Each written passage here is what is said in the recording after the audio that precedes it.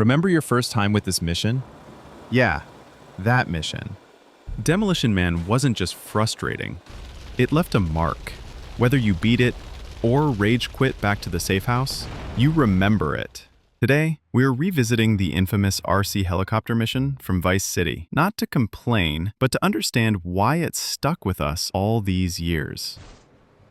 Let's roll it back. Early in the game, you get a job from Avery Carrington, a slick-talking real estate mogul with a demolition problem. Your task? Plant 4 bombs across a construction site using a remote control helicopter, all while dodging enemies, fighting the timer, and wrangling an awkward control scheme. This wasn't just a mission. It was a shift in tone. Up until now, Vice City let you drive, shoot, and explore. Suddenly, you're piloting an RC toy under extreme pressure. The difficulty spike was jarring and unforgettable. So why did it make us so mad? First, the controls. If you played on console, especially with the original PS2 controller, flying the RC chopper was a lesson in frustration. The camera, the turning radius, the height limitations, it felt like flying a brick. Second, the enemies. Construction workers weren't just background NPCs. They attacked your tiny chopper with hammers and fists. One wrong move and you were spinning out midair. Third, the clock. 4 bombs, 4 floors, and just over 7 minutes. No checkpoints, no retries per bomb. Mess up once, and it's back to the start. This combination, awkward mechanics, hostile environment, and unforgiving time pressure, made it one of the first true tests of skill and patience. But if we look at it differently, Demolition Man might be one of Rockstar's earliest examples of high-stakes experimental gameplay. It forced players to slow down and think spatially. The RC helicopter became a tool, not a weapon, and that changed the pacing entirely. In a way, it taught us mastery. You couldn't brute force this mission. You had to learn it. How to approach each floor, how to avoid enemies, when to rise, and when to descend. Today, the mission lives on in memes, walkthroughs, and ranking lists as one of the hardest GTA missions ever. Some players barely just beat it on the first try and happily moved on. Others memorized every floor and can now breeze through it with speedrun precision. Reddit threads still light up with stories like, "I finally beat it after 12 tries," or "Demolition Man made me quit the game for a month." It's become a rite of passage, a shared moment of pain that unites GTA fans across generations. But was it really that bad? Demolition Man has earned a reputation as one of the most annoying missions in the entire GTA franchise. An early challenge that drops you into an RC helicopter and tells you to bomb a building floor by floor, all under a tight time limit. For many, it felt like the game threw a curveball too early, one that completely derailed the fun. But was it bad design, or just a hard left turn we weren't ready for? To answer that, let's explore our gripes mentioned earlier in the video. First, the learning curve. You weren't trained to fly anything, let alone a finicky little RC chopper. The controls felt reversed, the handling floaty. Second, there's real danger. Not from explosions, but from guys in hard hats and guards who want nothing more than to swat you out of the sky. You want me to drill you? And then there's the clock. This wasn't a mission you could wing. You had to plan, navigate, and move with purpose, all while sweating the countdown. What's interesting is how deliberate it all feels.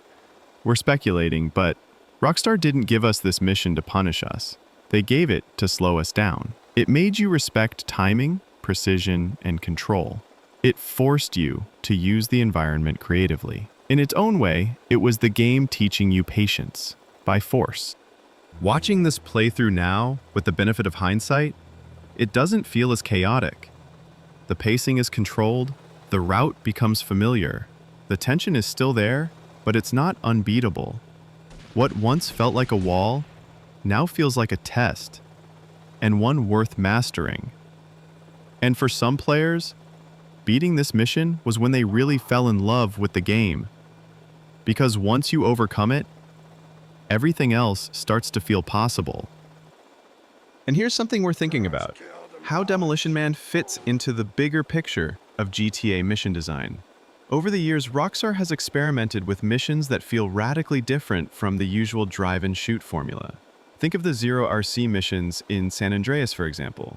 Maybe we're overhyping this mission up a bit, but Demolition Man was really the prototype. It was the moment Rockstar signaled that GTA wasn't just about chaos. It was about control, about strategy, about making you adapt.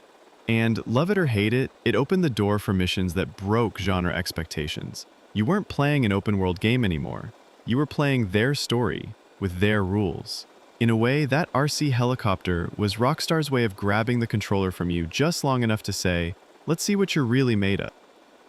There's also something psychological going on here. When we first hit Demolition Man, we expected more Vice City freedom. Fast cars, big guns, explosions on our terms. Instead, we were given a strict set of rules. A slow-moving, fragile vehicle. A timer that felt like a countdown to failure. That clash between what we expected and what we got is part of why it felt so frustrating. The mission itself isn't impossible, but it forced us to play a very specific way, and that rubs a lot of players the wrong way, especially in a game built on freedom. But if you step back, that friction is exactly what makes it memorable. Let's talk about the strategy in this video for a second, and then we can wrap up. Now, while it may take longer, what made the mission less chaotic was getting rid of all the guys with the hammers and guns on the first pass. Then going back and dropping those bombs on a second pass. It makes for a less stressful mission, but admittedly, a longer one. It can no doubt be beat without having to double back, but that was my first attempt and the result was clearly seen in the intro. I'm going to speed through the rest of the mission and get to what everyone wants to see, the ending scene. So maybe it wasn't such a bad mission after all? Tough? Definitely. But sometimes those are the ones that stay with us the longest. So yeah, we remember Demolition Man. Not because it was broken, but because it dared to be different. Frustrating? Absolutely. Memorable? Without a doubt. Let us know in the comments. How long did it take you to beat this mission?